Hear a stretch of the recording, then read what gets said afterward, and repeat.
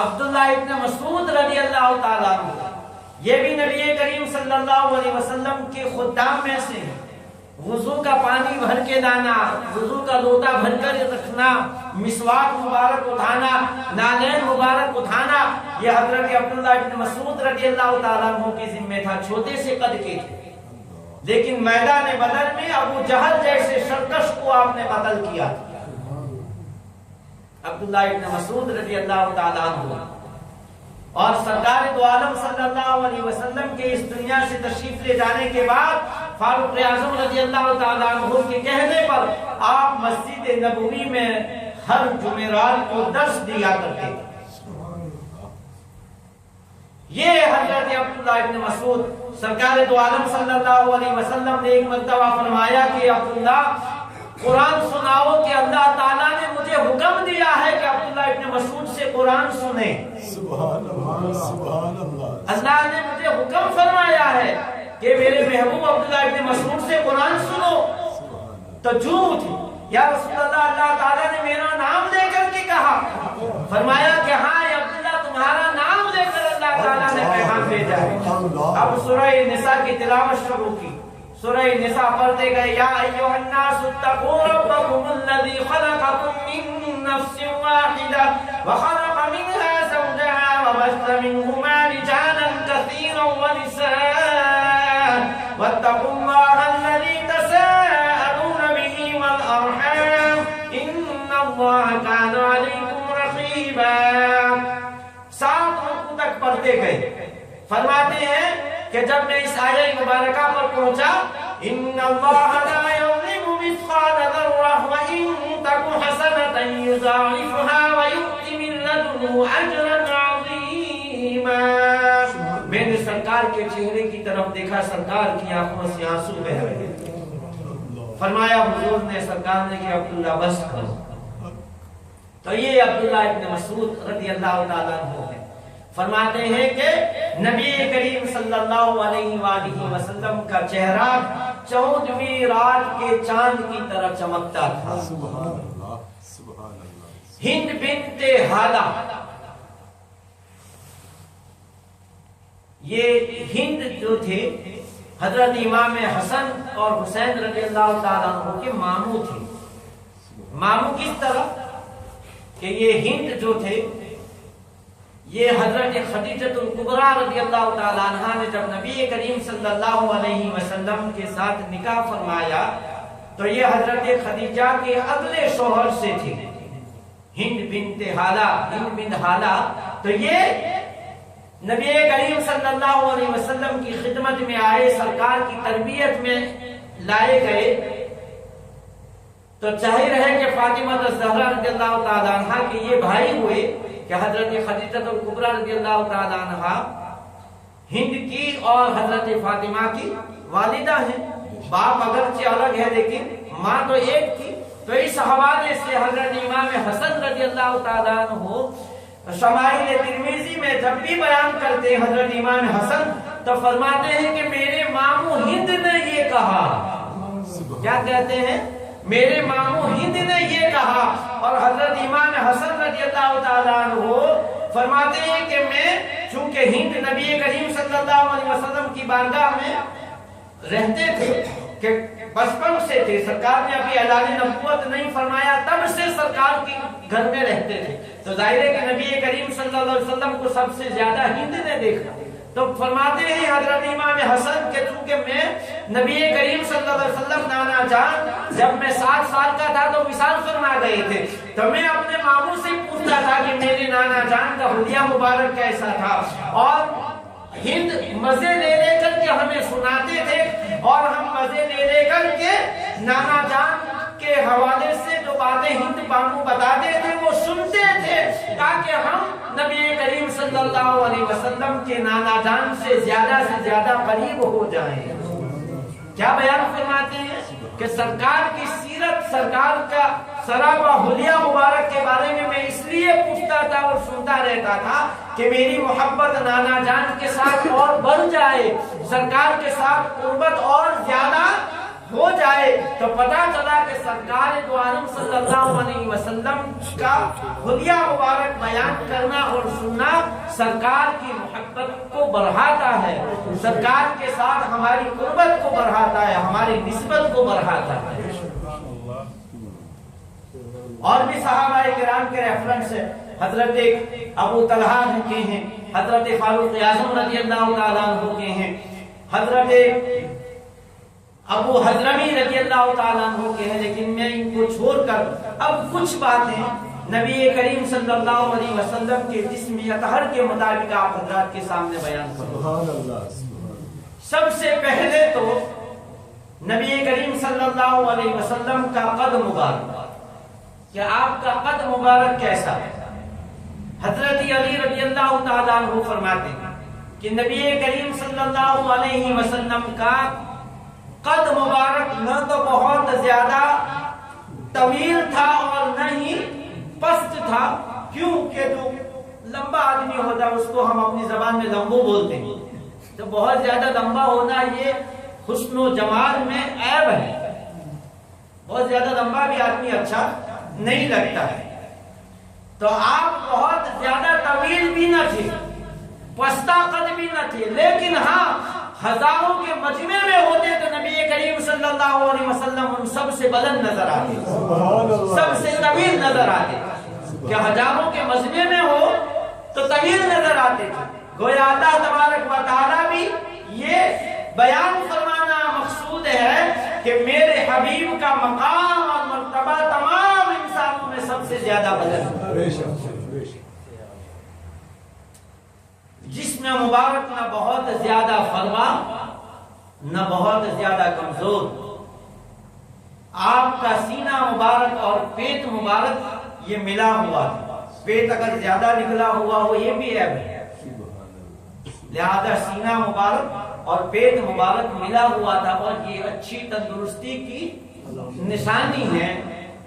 کہ پیٹ سینے سے اندر ہو یا برابر ہو۔ پہلے تو یہ کہ سینہ چوڑا ہونا چاہیے اور پیٹ اندر ہونا چاہیے، جیسے کہ کل میں ایک پڑھ رہا تھا، ایک ویسے وہ جو تھا وہ مضمون جو تھا وہ تھوڑا سا مزاحیہ تھا، تو مردوں کے پیٹ کے بارے میں وہ لکھ رہے تھے کہ مرد جو ہے پہلے تو اپنے پیٹ کو اگر بڑا بھی ہو یا بڑا ہوتا رہے تو اس کی فکر نہیں کرتے، اور اس کے بعد کھانے کے بعد پیٹ کو جیسے شاباشی دیتے ہیں اس طرح سے ان پر ہاتھ پھیراتے ہیں، صوفے پر بیٹھ کر جیسے اس کو شاباشی دے رہے کہ کیا خوب کھایا ہے۔ تو یہ کہ پیٹ زیادہ بھرا ہو تو یہ بھی عیب ہے، تو میرے آقا صلی اللہ علیہ وسلم کا سینہ مبارک پیٹ مبارک کے ساتھ ملا ہوا، آپ کے منہ مبارک نہ تو حبشیوں کی طرح گونڈریالے تھی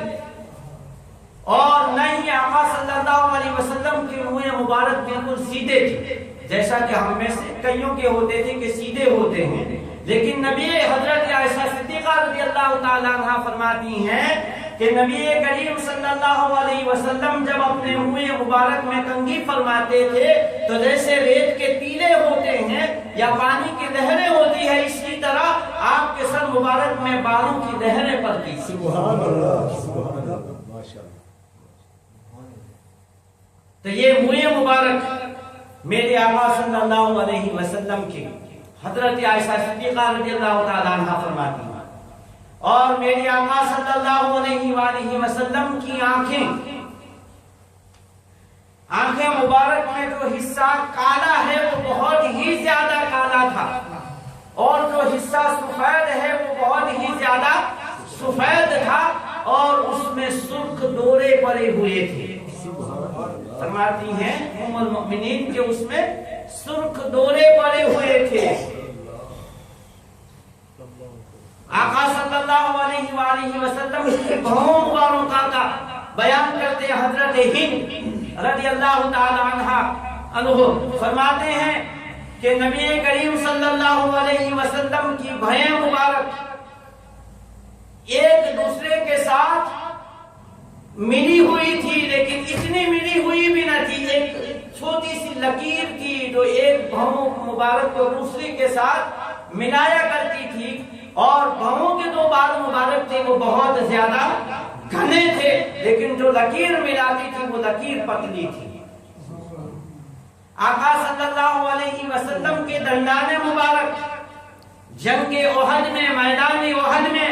میرے آقا صلی اللہ علیہ وسلم کے دندان مبارک پورے شہید نہیں ہوئے تھے، پتھر آپ کے چہرے انور پر لگا تھا تو یہ نہیں کہ پورے دندان مبارک آپ کے شہید ہوئے تھے، بلکہ ٹکڑے، دندان مبارک کے ٹکڑے آپ کے شہید ہوئے تھے۔ صحابہ کرام بیان فرماتے ہیں کہ میدان احد میں پتھر آپ کے دندان مبارک پر لگا اور اس کے بعد دندان مبارک کی خوبصورتی اور زیادہ بڑھ گئی۔ جب نبی کریم صلی اللہ علیہ وسلم مسکراتے تو وہ جو دندان مبارک کا تھوڑا سا حصہ جو شہید ہوا تھا اس سے نور کی کرنیں نکلا کرتی تھی۔ تو یہ میری آقا صلی اللہ علیہ وسلم کے دندان مبارک کا ذکر ہے، جس کو امام ترمذی نے بیان فرمایا۔ آقا صلی اللہ علیہ وسلم کے کان مبارک کا ذکر فرماتے ہیں کہ نبی کریم صلی اللہ علیہ وسلم کے کان مبارک نہ تو بہت زیادہ بڑے تھے اور نہ ہی بہت زیادہ چھوٹے تھے۔ امام اہل سنت فرماتے ہیں کہ دور و نزدیک کے سننے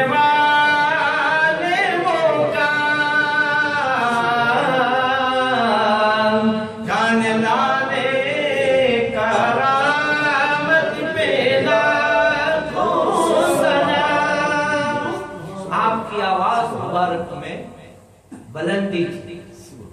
آواز اس قدر بلند تھی کہ جب مسجد نبوی میں میرے آقا صلی اللہ علیہ وسلم صحابہ کرام کی مقدس جماعت کی امامت فرماتے اور قرآن مجید کی حالت نماز میں تلاوت فرماتے تھے تو مدینے کی عورتیں اپنے گھروں میں میرے آقا صلی اللہ علیہ وسلم کی تلاوت کی آواز کو سنا کرتی تھی۔ تو آواز مبارک میں اس قدر بلندی تھی کہ نماز ہو رہی ہو مسجد نبوی میں اور مدینے کی عورتیں اپنے گھروں میں میری آقا صلی اللہ علیہ وسلم کی آواز مبارک کو سنا کرتی تھی۔ آپ کے جسم اطہر پر بہت زیادہ بال نہیں تھے، جیسا کہ کچھ مردوں کی ہوتے ہیں کہ بہت زیادہ ضرورت سے زائد ہوتے ہیں۔ جہاں جہاں ضرورت تھی وہاں وہاں پر حساب سے منہ مبارک تھے، اور آپ کے سینہ مبارک سے ناف تک بال مبارک کی ایک پتلی سی لکیر چلی گئی تھی، پتلی سی ایک لکیر تھی جو سینہ مبارکہ سے لے کر ناف تک کے حصے کو جوڑتی تھی۔ تو بدن مبارک پر ضرورت سے زیادہ بال مبارک نہ تھے، پیشانی مبارک آپ کی کشیدہ تھی، اور آقا دو عالم صلی اللہ علیہ وسلم کی پیشانی مبارک کے حوالے سے حضرت علی رضی اللہ تعالیٰ عنہ فرماتے ہیں کہ نبی کریم صلی اللہ علیہ وآلہ وسلم کے منہ مبارک پیشانی کے اوپر سے تھا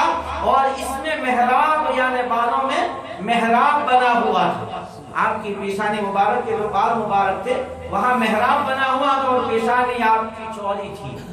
نبی کریم صلی اللہ علیہ وسلم کے جسم اطہر پر مہر نبوت تھی، جس پر نمایاں طور پر محمد رسول اللہ پڑھا جاتا تھا۔ ہر کوئی پڑھ لیتا تھا کہ اس پر اس مہر پر محمد رسول اللہ جو اللہ تبارک و تعالیٰ نے لگائی تھی۔ حضرت اسید بن حضیر رضی اللہ تعالیٰ عنہ بیان کرتے ہیں کہ نبی کریم صلی اللہ علیہ وآلہ وسلم، کیونکہ یہ ایسے صحابی تھے جو صحابہ کرام کو کبھی کبھار ہنسایا کرتے تھے، یعنی کوئی ایسی بات کر دیتے تھے کہ جس سے صحابہ کرام ہنس پڑتے تھے۔ ایک مرتبہ محفل جمی ہوئی تھی، آقا دو عالم صلی اللہ علیہ وآلہ وسلم بھی تشریف فرما تھے، اور حضرت اسید بن حضیر نے کوئی ایسی بات کہی کہ صحابہ ہنسنے لگے۔ سرکار دو عالم صلی اللہ علیہ وسلم بھی مسکرائے اور ان کی پیٹھ پر محبت سے، جیسے ہم چکتا بھرتے ہیں نا، اسی طرح سے ان کو چوٹی بھر دی۔ اب اسید بن حضیر رضی اللہ تعالیٰ عنہ نے اس کو یاد رکھا، فرماتے ہیں کہ میں نے نبی کریم صلی اللہ علیہ وسلم نے جب ایک مرتبہ فرمایا کہ اگر کسی کا کوئی بدلہ ہو مجھ پر تو وہ ابھی لے لے، کوئی چیز اگر باقی ہے، کوئی چیز ادھار ہے تو وہ ابھی لے لو۔ فرماتے ہیں کہ جب موقع آیا تو پھر میں نے سرکار نے جب فرمایا تو کھڑا ہوا، یا رسول اللہ صلی اللہ علیہ وسلم ایک مرتبہ آپ نے میرے بدن پر چونٹی بھری تھی تو یا رسول اللہ صلی اللہ علیہ وسلم وہ بدلہ باقی ہے۔ سرکار نے فرمایا کہ آؤ اور بدلہ لے لو۔ فرماتے ہیں کہ میں نے کہا یا رسول اللہ اس وقت میرا بدن کھلا تھا، لہذا آپ صلی اللہ علیہ وسلم بھی اپنا بدن مبارک، اپنا جبہ مبارک اٹھائے۔ تو جب جبہ مبارک میرے آقا صلی اللہ علیہ وسلم نے اٹھایا تو میں نے مہر نبوت کو چوم لیا اور فرمایا کہ یا رسول اللہ بدلے کا تو بہانہ تھا، اصل میں مہر نبوت کو دیکھنا اور چومنا تھا، اصل میں مہر نبوت کو دیکھنا اور چومنا چاہتا تھا۔ یہی اسید بن حضیر رضی اللہ تعالیٰ عنہ ہیں کہ جب یہ قرآن کی تلاوت کرتے تو فرشتے ان کی قرآن کی تلاوت کو سننے کے لیے آیا کرتے، یہ بھی بڑے پیارے انداز میں قرآن کی تلاوت فرماتے۔ میرے آقا صلی اللہ علیہ وسلم کا ایک صحابی ستارے کے مانند ہے، اصحابی کا نجوم بیائیہم اقتدیتم اہتدیتم، ان کی شان یہ تھی کہ جب یہ قرآن پڑھتے تو فرشتے ان کے پاس آیا کرتے تھے۔ ایک مرتبہ بخاری شریف کی روایت ہے، فرماتے ہیں خود اسید بن حضیر کہ میں قرآن کی تلاوت اپنے گھر میں کر رہا تھا اور باہر میرا گھوڑا ہنہنا رہا تھا، اب میرا بچہ بھی باہر پنگورے میں سویا ہوا تھا، میں نے ڈرا کہ کہیں گھوڑا میرے بچے کو ایذا نہ پہنچائے، تکلیف نہ پہنچائے، میں باہر آیا، گھوڑے نے بدکنا بند کر دیا، پھر میں واپس آیا قرآن کی تلاوت کرنے لگا، پھر گھوڑے نے بدکنا شروع کیا، پھر میں باہر آیا تو گھوڑے نے بدکنا بند کر دیا، پھر میں نے قرآن کی تلاوت شروع کی، پھر گھوڑے نے بدکنا شروع کیا، میں باہر آیا، دیکھا کہ ایک نورانی لکیر ہے جو گھر سے لے کر کے میرے آسمان تک چلی گئی، گھر سے لے کر آسمان تک وہ نورانی لکیر چلی گئی ہے۔ میں نے صبح میں آقا صلی اللہ علیہ وسلم سے یہ واقعہ بیان فرمایا کہ اسید بن حضیر جب تم قرآن کی تلاوت کرتے ہو فرشتے تمہارے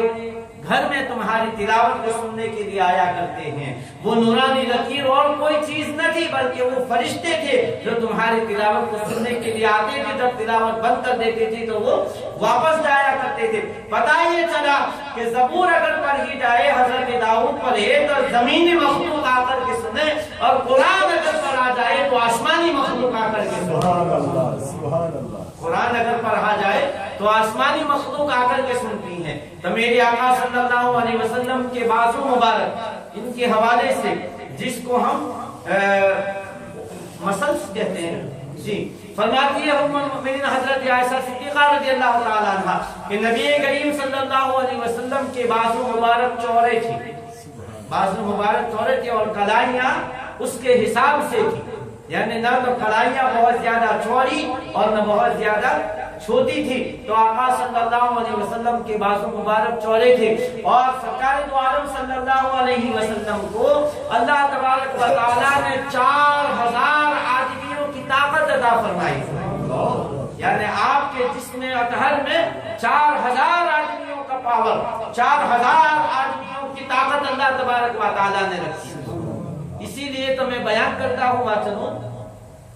کہ نبی کریم صلی اللہ علیہ وسلم نے فرمایا ایک حدیث میں کہ فرمایا کہ جو جان بوجھ کر نماز چھوڑتا ہے قیامت کے دن وہ فرعون، حامان اور ابی بن خلف کے ساتھ ہوگا۔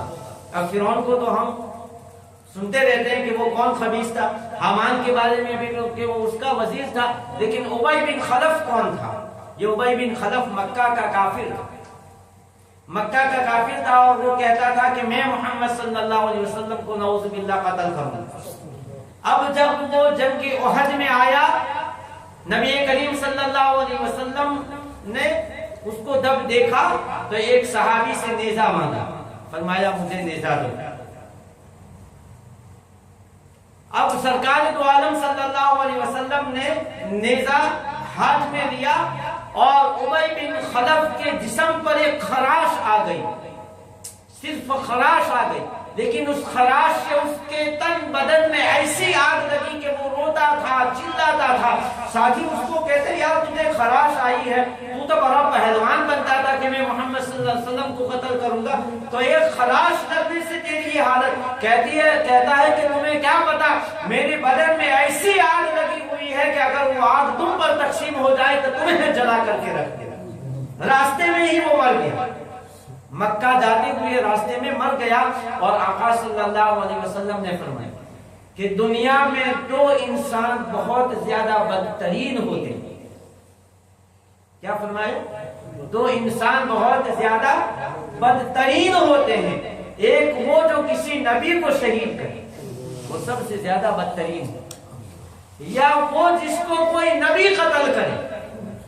وہ بھی بدترین ہے کہ جس کو کوئی نبی قتل کرے۔ تو ابی بن خلف وہ ہے کہ جو میرے آقا صلی اللہ علیہ وسلم کے ہاتھ مبارک سے قتل ہوا۔ تو ابی بن خلف فرمایا کہ جو جان بوجھ کر نماز چھوڑتا ہے اس کا حشر قیامت میں فرعون، حامان اور ابی بن خلف کے ساتھ ہوگا، جو بدترین انسانوں میں سے۔ تو یہ میرے آقا صلی اللہ علیہ وسلم کا ظاہر ہے کہ پورا شمائل نبوی صلی اللہ علیہ وسلم تو میں بیان نہ کر سکا، لیکن بات یہی ہے کہ جو عاشقان مصطفیٰ ہیں، جو عاشقان رسول ہیں، ان کے لیے تو اگر تھوڑا ذکر بھی ہو آقا صلی اللہ علیہ وسلم کا تو وہ ان کے لیے کئی ہفتوں کئی مہینوں تک کا سرمایہ ہوا کرتا ہے کہ اس کی یاد، آقا صلی اللہ علیہ وسلم کا ذکر مہینوں سالوں تک ان کے ذہن میں یاد رہتا ہے۔ آقا صلی اللہ علیہ وسلم سے محبت ایک پٹھان تھی، اب وہ پٹھان ایسے تھے کہ ایک نوجوان ان کی بستی میں مولوی بننے کے لیے گیا تھا۔ اب وہ مولوی بن کر کے آیا تو مسجد میں لوگوں نے کہا بھائی درس دیا کرو۔ اب اس نے 3-4 دن درس دیا۔ وہ پٹھان جو تھے ظاہر کہ وہ یہ اچھا نہیں ہوتا، تو یہ جو ہے پٹھان جو تھے یہ درس دینے لگے جو نوجوان تھے۔ اب یہ 3-4 دن وہ پٹھان جو بابا جی تھے وہ سنتے رہے۔ اب وہ حدیث بیان کرتا تو قال رسول اللہ صلی اللہ علیہ وسلم، لیکن وہ گنوار تھے بیچارے، لیکن محبت رسول سے ان کا دل جو ہے وہ سرشار تھا۔ تو قال رسول اللہ صلی اللہ علیہ وسلم، ہم کچھ دنوں تک تو وہ پٹھان سنتے رہے بابا جی، تو ان کی سمجھ میں نہیں آ رہا کہ یہ قال سے کیا مراد ہے۔ چوتھے دن کھڑے ہو گئے، خبردار کالا ہوگا تیرا باپ، کل سے تو درس نہیں دے سکتا۔ یہ کیا کالا لگا رکھا ہے؟ میرے آقا صلی اللہ علیہ وسلم تو سفید تھے، چٹھے تھے، گورے، یعنی یہاں پر اب وہ کالا سمجھے کہ بھائی کالا رسول اللہ، یہ کیا لگا رکھا ہے تم نے کالا رسول اللہ۔ ہاں، قال رسول اللہ صلی اللہ علیہ وسلم، فرمایا کہ سرکار دو عالم صلی اللہ علیہ وسلم نے فرمایا۔ تو محبت ہو تو ایسی، یہ مومن جو ہوتا ہے تن من دھن سے آقا صلی اللہ علیہ وسلم کی محبت پر اپنا سب کچھ نچھاور کر دیتا ہے۔ تو یہ میرے آقا صلی اللہ علیہ وسلم کے حسن و جمال کا بیان تھا جو بندہ ناچیز نے اپنی گندی زبان سے، چونکہ شیخ سعدی کے قول پر ہی اپنی بات کو ختم کرتا ہوں کہ 1000 بار بھی اگر میں اپنی جگہ پر رکھتا ہوں، شیخ سعدی کا تو کیا مرتبہ ہے، کیا مقام ہے، لیکن میں اپنی لیے بھی یہ کہتا ہوں کہ اگر 1000 بار میں مشک اور عنبر اور گلاب سے اپنے زبان کو، اپنے منہ کو دھو لوں، تب بھی میں مصطفیٰ صلی اللہ علیہ وسلم کی ثنا بیان کرنے کے قابل نہیں ہو سکتا۔ اللہ تبارک و تعالی ہمیں عمل کی توفیق عطا فرمائے۔ باخر دعوانا الحمدللہ۔